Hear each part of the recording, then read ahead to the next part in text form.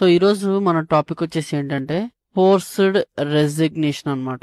దీంట్లో మనకి రీసెంట్ గా చాలా వరకు వస్తున్న మెసేజ్ చూస్తుంటే భయ్యా మా కంపెనీలో ఫోర్స్డ్ రెసిగ్నేషన్ చేపిస్తున్నారు అని చెప్పి చాలా వచ్చాయన్నమాట. అండ్ మోస్ట్లీ నేను వినింది మనకి సెంట్రల్ గవర్నమెంట్ ఏదైతే జాబ్ అనే కంపెనీ ఉంటుందో ఆ కంపెనీ నుంచి మనకి ఎక్కువగా వినిపించాయి. అలాగే మైసూర్ బేస్డ్ గా కంపెనీ ఉందో ఆ కంపెనీలో కూడా వినిపించాయి. నేను ఇది ఎందుకు చెప్పట్లేదు, ఆ కంపెనీ పేర్లు మేబీ మీకు అర్థమైపోయి ఉంటాయి, బట్ నేను ఎందుకు చెప్పట్లేదు అనేది going forward in to the topic నేను చెప్తాను. సో ఫస్ట్ థింగ్, ఈ వీడియోలో మనము ఫోర్స్డ్ రెసిగ్నేషన్ చేపిస్తే మనం ఏం చేయాలి, ఏం చేయకూడదు, ఎలాగ మన కెరీర్ ని చూసుకోవాలనేది నేను ఇక్కడ చెప్పడం జరుగుతుంది అనమాట. సో ఫస్ట్ థింగ్, అసలు ఫోర్స్డ్ రెసిగ్నేషన్ ఎందుకు చేపిస్తారంటే there will be policy in certain companies. అంటే బెంచ్ మీద ఇన్ని నెలలు ఉంటే ఓకే, లేకపోతే మీరు ఏదో ఒకటి చూస్ చేసుకోవాలి అనేది ఉంటుంది. తర్వాత వచ్చేసి మీరు బెంచ్ మీద ఉన్న వాళ్ళ దగ్గర ప్రాజెక్ట్ లేకపోతే కూడా ఫోర్స్డ్ రెసిగ్నేషన్ చేయించే అవకాశాలు ఉంది, లేదా లో పర్ఫార్మెన్స్.